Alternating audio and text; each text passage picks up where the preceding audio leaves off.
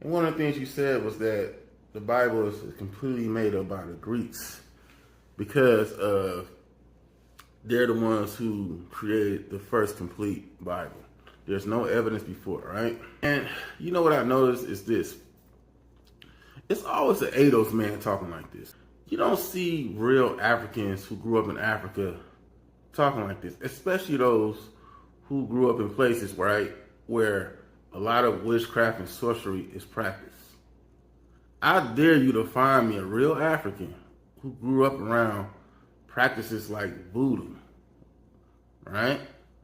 Who experienced it like the, the power of a lot of these belief systems that dwell in sorcery. Tell me with a straight face that the Bible is fake. Because a lot of times when people are dealing with these different belief systems, they understand its power behind it. But a lot of times they experience the negative side of this power, right? Like spells getting cast on them. And as a result of that, the only way they could get cured or get relief from that is the power of God. And these real Africans will tell you this.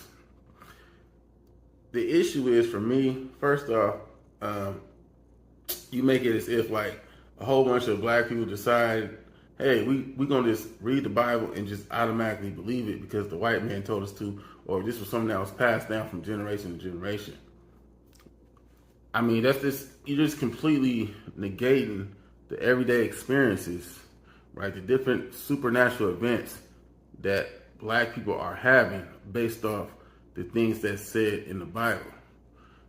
For example, when you go to, like me, I went to a Jamaican church and I've seen firsthand little kids possessed by demons. How do you explain that, right? Was they acting? That was just in their head, right? I had personal experiences with demons. So has people in my family, right? What do you say about that? That's something made up in our mind. That was the white man pulling tricks on us. Like, what do you say to black people who are having supernatural experiences, right? Like, oh, it's just a power of suggestion, right? Okay, if you say that, like, if you try to say, well, because you're reading the Bible and it's talking about demons all the time, that's why you're seeing demons. Okay, what do you say about different, like, large numbers of Muslims in areas where they don't allow you to preach the gospel, right? Saying they're having encounters with Jesus Christ in their dreams, right? See, the white man can't go over there preaching no gospel in these Muslim countries. What do you say about that, right? That you can't say that's brainwashing. You can't even go over there talking about no Christianity. And people who become Christians in those countries end up getting killed. You have people willing to risk their life for that Bible, right? Getting killed. And that's the story that you don't know about, right? That you're not telling. What do you say about Muslims in Arab countries where there's Muslim strongholds becoming Christians and willing to die for that, right? Now I'm gonna put this, when I edit this, I'm gonna show you this. I'm gonna go down a list of many Muslims saying they had supernatural encounters with the God of the Bible, right? With the Savior of the Bible. What do you have to say about that? Right? And then another thing is too, once again, it goes back to your original statement. You say that this is pretty much talking about Greeks, right? Posing as Hebrew Israelites. That's completely made up and it's used as propaganda to justify conquering African tribes, right? Now I watched a lot of your video about that, right? Now, this is two issues with that. The first issue is that you're minimizing the Bible to just that. And if you read the Bible, if you study the Bible, it's way more going on in the Bible that has nothing to do with just, oh, we're conquering so-called African or Hamite tribes. You got a whole bunch of storylines and genealogies going on in that, right? You got a whole book in the Bible, in Leviticus, dedicated to the different laws, right? A lot of these laws are very nuanced, tedious. What does that have to do with conquering black people? Like, why is that in there for? Right? You got the story of like Esther. I mean, you got the story of Solomon. That during the time of Solomon, they didn't conquer other groups of people. What's the point of all that? You got the Songs of Solomon. Like, why is that in there for? Right? If that's about propaganda, you got a whole book, Numbers, right, dedicated to tracing genealogy. Right? What's in that for? I admit you made some good points where you were talking about where did Cain find his second wife, or two creation stories, right? Where it repeats what it already said, right? Like, I give you that part. My only explanation is, you might consider it a weak explanation. See, I'm being fair and honest, is that it was lost in translation, right? It was lost in translation. Now let's go back. Let's go backwards real quick. I forgot to address this point. You're not addressing you're talking about the Septuagint. That's the first complete Bible created by the Greeks, right? But you're not addressing the Dead Sea Scrolls. What was in that? You don't know. You admit to that. But it was something there. So it was something there, right? That means that's information that you have missing, but you're making this strong statement, right? So that means something was there in those Dead Sea Scrolls, and you don't want to address that part, right? Now let's go on, right? Black people were freely practicing Judaism. And you said that's used as propaganda for us to forget about Africa. But the thing is, brother, they're not trying to give black people that title. Under no circumstances do they want to admit that black people are the real Israelites. Because if they were, then I will agree with you, right? And see, this is what you do, right? When Israel, when you look throughout the Bible of Israel taking over territories, right? You will easily say, well, that's really the Greeks talking about themselves, right? But when it talks about the curses that will be put upon Israel for not holding on to the laws and statutes and commandments of God, then you say that's really talking about the Hamites, or the things that will become upon black people. You flip-flop, brother. Like, you flip-flop. 1 minute you're saying it's talking about the Greeks, then you go on to say that they're actually talking about black people. So it seems that when it's good things, right, when Israel is victorious, that's really talking about the Greeks. But when Israel is having misfortunes, if bad things happen to them, you're saying that they're really talking about Africans. Right? And this goes back to your argument. You saying propaganda, but the problem is it doesn't follow that storyline. It doesn't follow that narrative in the Bible, because Israel in the Bible been conquered many times.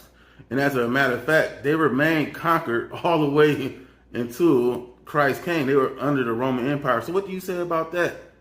What do you say about those so-called, or not so-called, what do you say about those same Hamite groups of people conquering Israel many times throughout the Bible, and Israel having to go back to God and pray to get delivered? What do you say about that, man?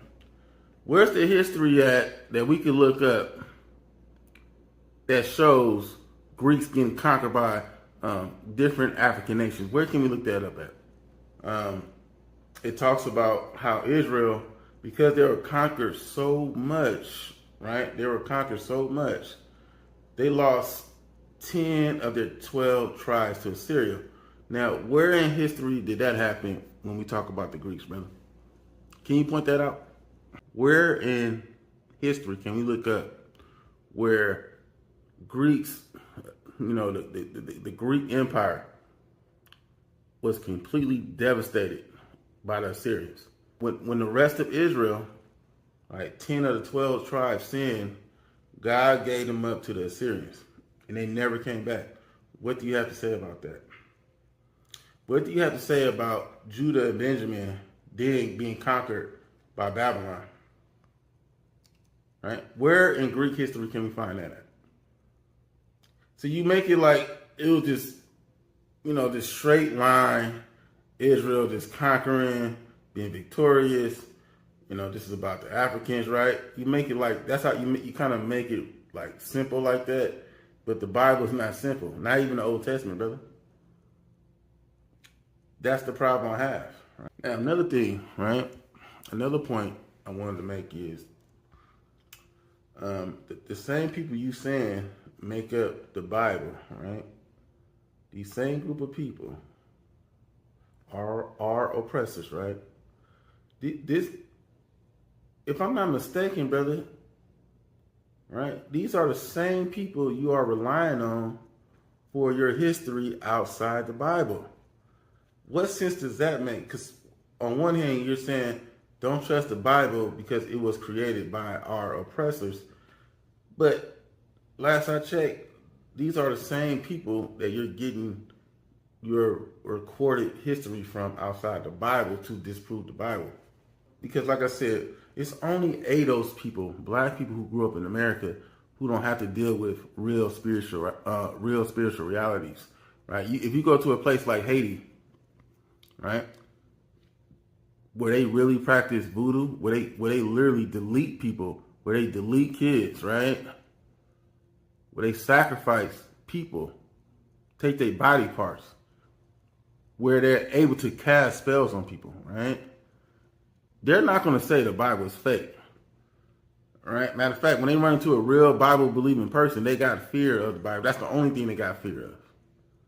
When you go to these places where sorcery is practiced all the time, these type of black people are not going to say the Bible is fake. It's only an ADOS person who's pampered from these real spiritual realities. See, real black people from the Caribbean and Africa, they don't talk like this, man. Right? Like I had a girlfriend, and she told me straight up, man, them people out there in Jamaica, they practice witchcraft like nothing.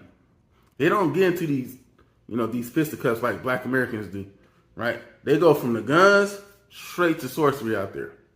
That's what they do. And in Africa, parts of Africa, it's even worse.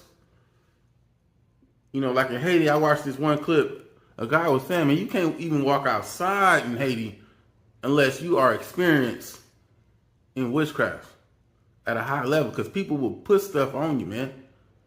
And so when you look at testimonies of people who got delivered from spells, who got delivered from bad misfortunes of somebody putting sorcery or witchcraft on them, and the only way they got out of it was through the belief in the Bible, the belief in the Savior, what do you have to say about that?